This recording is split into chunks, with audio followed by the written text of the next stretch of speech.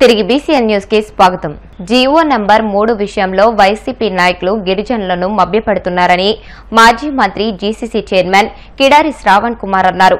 విశాఖ జిల్లా తెలుగుదేశం పార్టీ కార్యాలయంలో జరిగిన విలేకరుల సమావేశంలో ఆయన మాట్లాడారు. 2020లో జగన్ ప్రభుత్వం వైఫల్యం కారణంగా జీవో నంబర్ 3 రద్దు అయిందని అన్నారు. జీవో నంబర్ 3 కోసం మాట్లాడే నైతిక హక్కు వైసీపీ నాయకులకు లేదని పేర్కొన్నారు. గిరిజనులకు లబ్ది చేకూర్చే జీవో నంబర్ 3ని రద్దు చేస్తుంటే వైసీపీ నాయకులు ఏం చేస్తారని ప్రశ్నించారు. జీవో నంబర్ 275 జీవో నంబర్ 3 తీసుకువచ్చి గిరిజన ప్రాంతాల అభివృద్ధికి కృషి చేసింది టీడీపీ ప్రభుత్వమేనని అన్నారు. జీవో నంబర్ 3పై వైసీపీ ఎమ్మెల్యేలు అసెంబ్లీకి వెళ్లి ఎందుకు మాట్లాడడం లేదని ప్రశ్నించారు. అధికారంలో ఉన్నప్పుడు జీవో నంబర్ 3ని కొట్టివేస్తే కనీసం అప్పుడున్నటువంటి ప్రభుత్వం, అప్పుడు అటార్నీ జనరల్ గాని లేకపోతే అడ్వకేట్ జనరల్ గాని ఎవరు కూడా ప్రభుత్వం తరఫున సరైన ఎవిడెన్సెస్ ఇవ్వలేకపోవడం వల్ల సుప్రీంకోర్టులో జీవో నెంబర్ 3ని స్క్వాష్ చేసినప్పుడు ఆ రోజు మన ప్రతిపక్షంలో ఉండి ఇప్పుడున్నటువంటి ముఖ్యమంత్రి గారు శ్రీ నారా చంద్రబాబు నాయుడు గారు ఆ రోజు మేము హామీ ఇవ్వడం జరిగింది. జీవో నెంబర్ 3 మేము అమల్లోకి తీసుకొచ్చి గిరిజనులందరినీ కూడా కాపాడేటువంటి కార్యక్రమం చేస్తామని చెప్పడం జరిగింది. ఏదైతే ఆ హామీలు ఉన్నాయో హామీలన్నింటికి కూడా పూర్తి స్థాయిలో ముఖ్యమంత్రి గారు దానికి అమలు చేసే విధంగానే ముందుకు వస్తారని చెప్పి కూడా మేము భావిస్తున్నాం. ఆ విషయం మీద చర్చించడం కూడా జరిగింది. గిరిజనులకి ఏ విధంగా కూడా అన్యాయం చేయకుండా అన్ని విధాలుగా కూడా న్యాయబద్ధంగా వాళ్ళకి ముందుకు తీసుకెళ్లేటువంటి కార్యక్రమం చేస్తామని కూడా ముఖ్యమంత్రి గారు చెప్పడం జరిగింది గతంలో కూడా. ఏదైతే ఈ రోజు వైసీపీ నాయకులు ఉన్నారో ఈ వైసీపీ నాయకులంతా కూడా గిరిజన ప్రాంతంలో గిరిజన ప్రజల్ని మభ్యపెట్టేటువంటి కార్యక్రమం చేస్తున్నారు. మీ సమక్షంలో మీ వల్ల ఆ రోజు జీవో నెంబర్ 3 మనకు పోయిందని సందర్భంగా నేను తెలియజేస్తున్నాను. ఆ రోజు జీవో నెంబర్ 3 చచ్చిపోవడానికి కారణం మీరు కాదా అని చెప్పి కూడా ఈ రోజు అడుగుతున్నాం. ఎందుకంటే సుప్రీంకోర్టులో దాన్ని వేసినప్పుడు దాన్ని ఛాలెంజ్ చేసినప్పుడు జీవో నెంబర్ 3ని ప్రభుత్వం తరఫున ఎవిడెన్సెస్ ఏవైతే ఉంటాయో లేకపోతే సాలిడ్ ఎవిడెన్సెస్ ఇచ్చి గిరిజన ప్రాంతానికి ఈ జీవో అవసరమని సుప్రీంకోర్టులో చెప్పాల్సిన బాధ్యత ప్రభుత్వానికి కాదా అని చెప్పి కూడా ఈ సందర్భంగా అడుగుతున్నాం. ఆ రోజున్నటువంటి ఎమ్మెల్యేలు, ఆ రోజున్నటువంటి మంత్రులు, డిప్యూటీ సీఎంలు, ఆ రోజున్నటువంటి ప్రభుత్వం, ఆ రోజున్నటువంటి జిల్లా పరిషత్ చైర్మన్ గారు గాని లేకపోతే ఎంపీటీసీలు గాని జెడ్పీటీసీలు గాని అందరూ కూడా ప్రభుత్వంలో ఉండి జీవో నెంబర్ 3ని తీసేస్తుంటే చోద్యం చూశారే తప్ప ఎక్కడ కూడా ప్రజల వైపున గిరిజన ప్రాంతం వైపున ఆలోచించేటువంటి కార్యక్రమం చేయలేదని చెప్పి కూడా ఈ సందర్భంగా తెలియజేస్తున్నాం. వాళ్ళకి ఈరోజు జీవో నెంబర్ 3 గురించి మాట్లాడేటువంటి నైతిక హక్కు వైసీపీ వాళ్ళకి లేదని చెప్పి కూడా ఈ సందర్భంగా తెలియజేస్తున్నాం. ఎందుకంటే ఏదైతే జీవో నెంబర్ 3 ఈ రోజు గిరిజనులకి తీసుకొచ్చినటువంటి జీవో ఏదైతే ఉందో ఆ రోజు ఏదో విధంగా గిరిజన ప్రాంతంలో ఉండేటువంటి నిరుద్యోగ యువతి యువకులకి ఏదో విధంగా కాపాడాలి, ఏదో విధంగా ఆదుకోవాలనే ఉద్దేశంతోనే 275 జీవో తీసుకొచ్చింది. ఆ రోజు స్వర్గీయ ఎన్టీ రామారావు గారు తెలుగుదేశం ప్రభుత్వం హయాంలో తీసుకొని రావడం జరిగింది.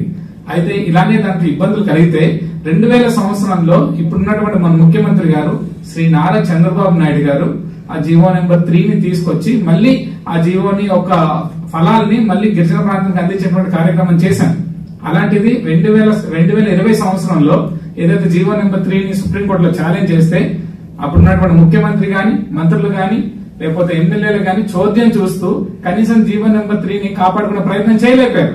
ఈ రోజు వచ్చి రోడ్డు మీద ఏదైతే గొడవలు చేస్తూ అన్ని విధాలుగా కూడా ప్రజల్ని మభ్యపెట్టేటువంటి కార్యక్రమం చేస్తున్నారు. నేను ఒకటే చెప్తున్నాను, నిజంగానే మీకు చిత్తశుద్ధి ఉంటే, నిజంగానే జీవో నెంబర్ 3ని కాపాడాలనుకుంటే, జీవో నెంబర్ 3 ఒక ఫలాన్ని ప్రజలకు అందించాలనుకుంటే ఈ రోజు మీరు ఎమ్మెల్యేలుగా ఉన్నారు, ఎందుకు మీరు అసెంబ్లీకి వెళ్లి మాట్లాడలేకపోతున్నారు? గిరిజన ఎమ్మెల్యేలు ఇద్దరు ఉన్నారు కదా, వెళ్లి అసెంబ్లీకి వెళ్లి మాట్లాడొచ్చు కదా. దొంగచాటుగా వెళ్లి అటెండెన్స్ లిస్టులో సంతకాలు పెట్టేసి దొంగచాటుగా వచ్చేటువంటి కార్యక్రమం చేస్తున్నారు. మరి గిరిజన ప్రాంతంలో గిరిజన ప్రజలు మీకు ఎమ్మెల్యేలుగా వెళ్లేటువంటి అవకాశాన్ని కల్పించారు కదా. కల్పించినప్పుడు అసెంబ్లీకి వెళ్లి మాట్లాడాల్సిన నైతిక బాధ్యత మీకు ఉంటది కదా. జీవో నెంబర్ 3 మీద మీరు ఎందుకు వెళ్ళి మాట్లాడటం లేదు?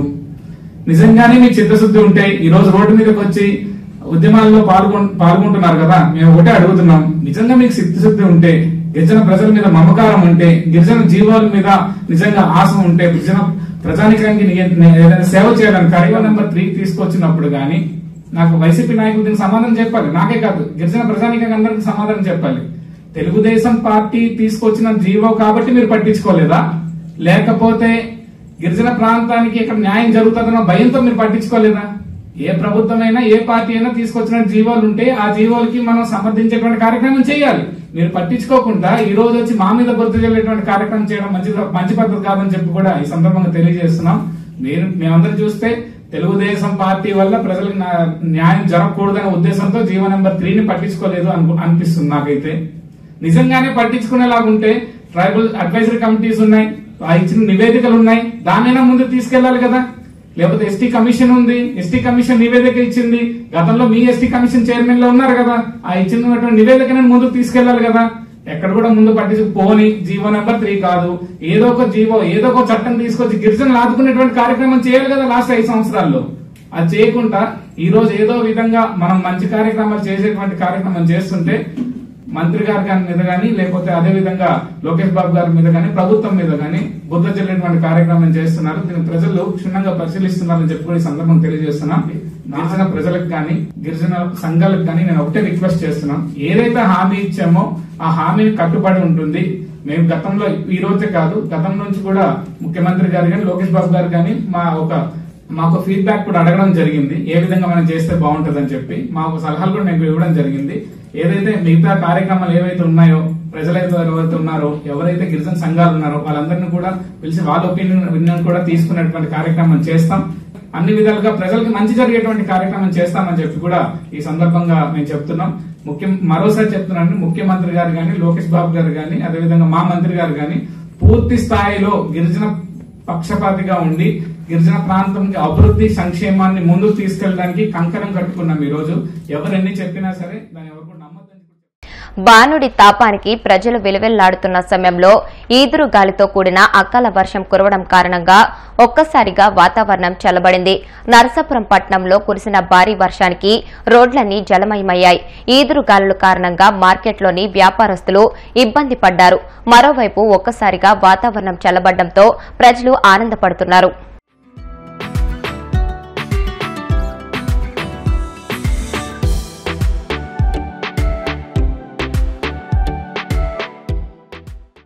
జిల్లా ఎస్పీ ఆదేశాలతో వేసవి కాలంలో ఎండవేడికి ట్రాఫిక్ సిగ్నల్స్ వద్ద వాహనదారుల ఇబ్బందులను దృష్టిలో పెట్టుకుని చలవ పందిళ్లు ఏర్పాటు చేశారు. ఇలా జిల్లా వ్యాప్తంగా ప్రధాన పట్టణాల్లో ట్రాఫిక్ సిగ్నల్స్ వద్ద చలవ పందిళ్లు ఏర్పాటు చేసేందుకు ప్రణాళిక సిద్ధంగా చేశారు. 4 ప్రధాన కూడల్లో 2 నుండి 3 నిమిషాల పాటు ట్రాఫిక్ సిగ్నల్స్ వద్ద ఎండలో ద్విచక్ర వాహనదారులు నిలబడాల్సి వస్తుంది. తీవ్రమైన ఎండ ఉండడం వల్ల ట్రాఫిక్ సిగ్నల్స్ వద్ద వృద్ధులు, వికలాంగులు, మహిళలు తీవ్రమైన ఇబ్బందులు పడుతున్నారు. వీటన్నిటిని దృష్టిలో పెట్టుకుని తొలుత తిరుపతిలో భవానీనగర్ సర్కిల్, ఎన్టీఆర్ సర్కిల్ వద్ద చలవ పందిళ్లు ఏర్పాటు చేయడమైంది. ఇలా ఏర్పాటు చేయడం సంతోషంగా ఉందని ద్విచక్ర వాహనదారులు ఆనందం వ్యక్తం చేశారు. తిరుమలలో మీ పిల్లలు తప్పిపోయారా? మీ వస్తువులు పోగొట్టుకున్నారా? మీతో పాటు వచ్చిన వారి ఆచూకీ తెలుసుకోవాలా? అనుమానితులను గమనించారా? ఇతర సమాచారం కావాలా? అయితే డోంట్ వరీ, మీకోసమే తిరుపతి పోలీసులు తిరుమలలో వినూత్న కార్యక్రమం చేపట్టారు. ఈ కార్యక్రమం ద్వారా శ్రీవారి భక్తులకు 24 గంటలు సేవలు అందించడమే పోలీసులు సిద్దమయ్యారు. తిరుమలకు కేవలం తెలుగు రాష్ట్రాల నుండే కాకుండా దేశ విదేశాల నుండి శ్రీవారి భక్తులు తరలి వస్తుంటారు. ఇప్పటికే భక్తుల సేవలో టీటీడీ తరిస్తుండగా ప్రస్తుతం తిరుపతి పోలీసులు సైతం వినూత్న కార్యక్రమం ద్వారా భక్తులకు సేవలు అందించనున్నారు. ఈ సేవలు 24 గంటలు అందించేందుకు తిరుపతి జిల్లా ఎస్పీ వి హర్షవర్ధన్ రాజు నిర్ణయించారు.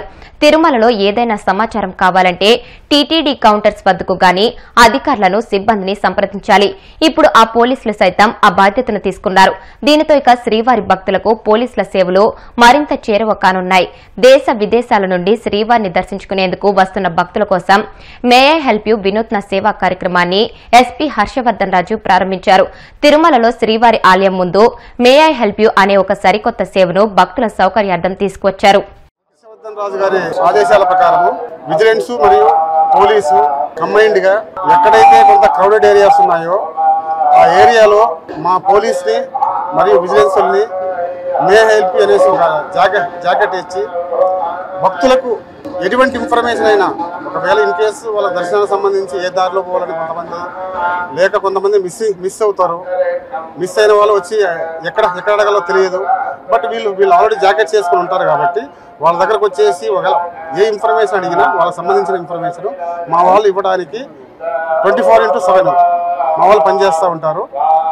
ఉదాహరణకి లడ్డు కౌంటరు, అఖిలాండము, కొంత మ్యూజియము, ఎక్కడైతే భక్తులు ఎక్కువగా క్రౌడెడ్ ఏరియా ఉంటుందో ఆ ఏరియాలో మా వాళ్ళు ఉండేసి ఖచ్చితంగా వాళ్ళకి కావాల్సిన ఇన్ఫర్మేషన్ మా వాళ్ళు ఇస్తారు. తెలంగాణ రాష్ట్రంలో ఘోర రోడ్డు ప్రమాదం జరిగింది. రంగారెడ్డి జిల్లా మహేశ్వరం మండలం తుమ్మలూరులో ఆర్టీసీ బస్సు, ట్రావెల్స్ బస్సు ఢీకొన్నాయి. ఈ ప్రమాదంలో 2 బస్సుల్లో ప్రయాణిస్తున్న వారికి తీవ్ర గాయాలయ్యాయి. ప్రమాదాన్ని గమనించిన స్థానికులు పోలీసులకు సమాచారం ఇచ్చారు.